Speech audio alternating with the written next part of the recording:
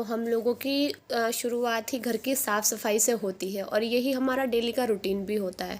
चाहे कोई फेस्टिवल हो तब तो सफाई होती ही है घर की, और नहीं भी होता तब भी ये हमारा सेम रूटीन रहता है और इसको कभी भी चेंज नहीं किया जा सकता, क्योंकि देखिए साफ़ सफाई रखना तो बहुत ज़रूरी होता है। तो आज है पूर्णमासी शरद पूर्णिमा, जो कि सबसे बड़ी पूर्णमासी मानी जाती है, तो मैं उसका आज व्रत करती हूँ। तो अब आप ये सोच रहे होंगे कि ये कितने व्रत करती है, हर दिन पूजा पाठ के ही ब्लॉग बनाती है। तो इसमें कोई भी अलग बात नहीं है, क्योंकि मेरे घर में भी ना मुझे ऐसे ही बोला जाता है कि तुम्हारे हर दिन ही व्रत रहते हैं। तो चलिए कोई नहीं, तो आज जैसे ही शरद पूर्णिमा है तो मैं उसका व्रत और पूजा करती हूँ। तो उसी के लिए मैं बना रही हूँ प्रसाद, जो कि भगवान को बहुत प्रिय होता है ये वाला प्रसाद।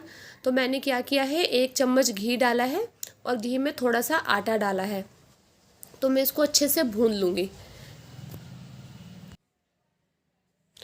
तो चलिए प्रसाद भुन ही रहा है, तब तक मैं आपको एक कथा सुना देती हूँ। इसको शरद पूर्णिमा क्यों कहा जाता है? शरद पूर्णिमा इसको इसलिए कहा जाता है क्योंकि जो लक्ष्मी है वो आज के दिन ही, यानी शरद पूर्णिमा के दिन ही वो पूर्ण हुई थी। एक बार क्या होता है ना कि भगवान विष्णु की और लक्ष्मी जी की लड़ाई हो जाती है, झगड़ा हो जाता है। तो बस वो गुस्से में लक्ष्मी जी को बोल देते हैं कि तुम तो अपूर्ण हो।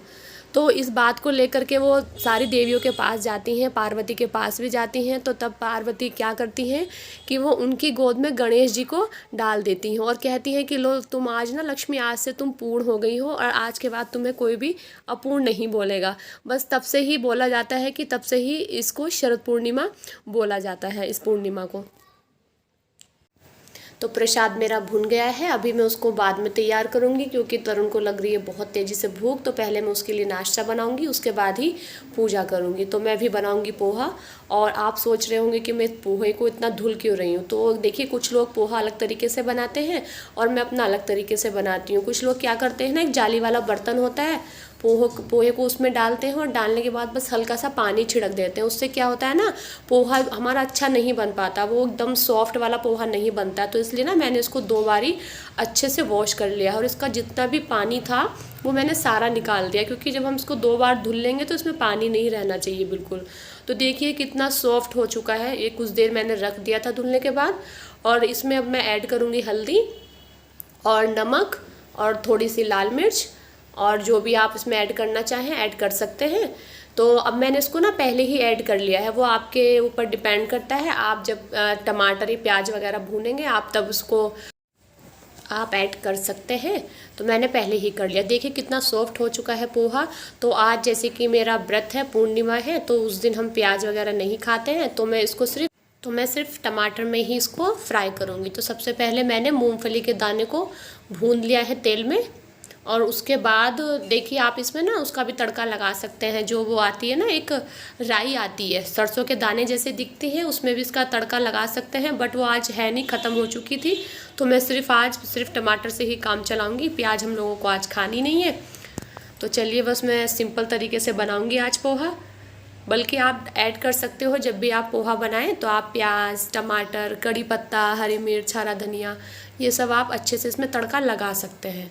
तो देखिए मैंने इसमें टमाटर डाल दिए हैं। अब थोड़ी देर में टमाटर भूनूंगी और मैंने इसमें ऐड कर लिया है थोड़ा सा नमक, क्योंकि नमक मैंने अभी पहले भी डाल दिया था, तो नमक कम ही डालना है।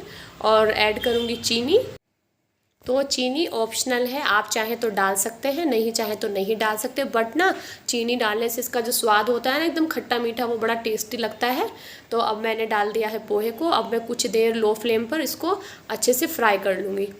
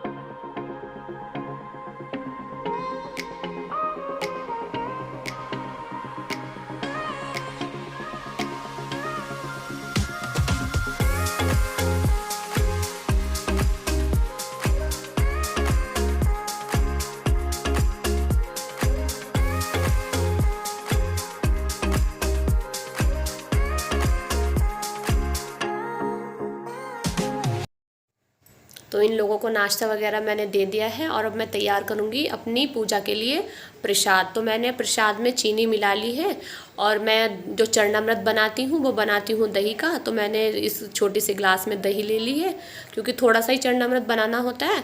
तो मैंने इसमें बस चीनी डाल ली है और जो हमारे पंचमेवा होते हैं वो भी मैं इसमें ऐड कर लूँगी, क्योंकि देखिए जब सत्यनारायण जी की हम पूजा करते हैं ना तो उनको इसी प्रसाद का भोग लगाया जाता है। आपने भी देखा होगा जब आप घर में कथा कराते हैं तो हम ये कसार और ये चरणामृत बनाते हैं।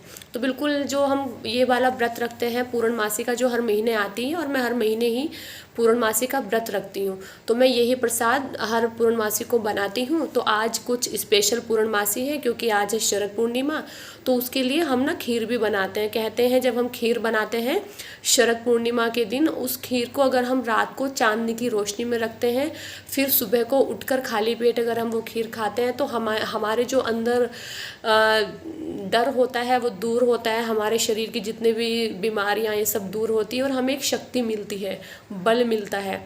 तो वो खीर भी हम लोग बनाते हैं। तो ये मैंने प्रसाद यहाँ पर रख दिया है और मैंने पूजा की तैयारी कर ली है।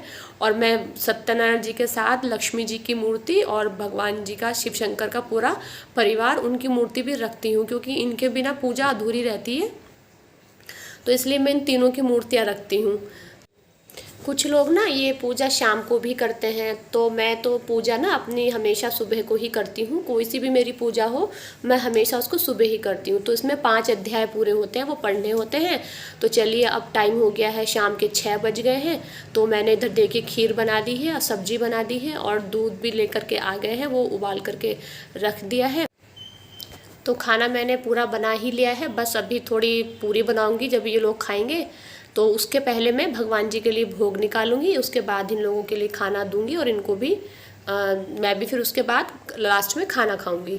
तो अभी मैं ये पूरी बना रही हूँ, तो सबसे पहले मैं इन पूरी का भोग लगाती हूँ, मतलब गाय को फिर खिला देती हूँ सुबह के टाइम में भोग निकाल करके। तो जितना भी मैंने खाना बनाया है तो पहले मैं वो सब निकाल करके भोग लगाऊंगी भगवान जी को, उसके बाद ही हम सब लोग खाना खाएंगे।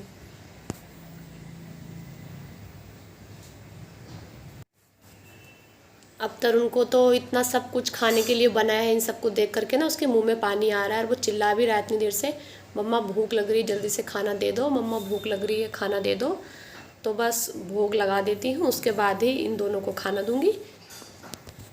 क्योंकि जब कोई छोटा सा भी अगर फेस्टिवल होता है ना तो बच्चे बहुत एक्साइटेड होते हैं, वो एक्साइटेड होते हैं खाने के लिए कि आज खाने में क्या क्या बनेगा मम्मा क्या क्या बनाएगी और हमें वो सब चीज़ें खानी है। तो चलिए मैं पहले भोग लगा के आ जाती हूँ। तो अब इन दोनों के लिए भी मैंने प्लेट लगा दी है खाने की, क्योंकि तरुण को लग रही है बहुत तेज़ी से भूख। तो चलिए फ्रेंड्स, आज के लिए ही इतना। अब मिलते हैं आपको नेक्स्ट ब्लॉग में, तब तक के लिए बाय एंड टेक केयर। और प्लीज़ मेरी वीडियो को लाइक करें और मेरे चैनल को सब्सक्राइब भी ज़रूर करें।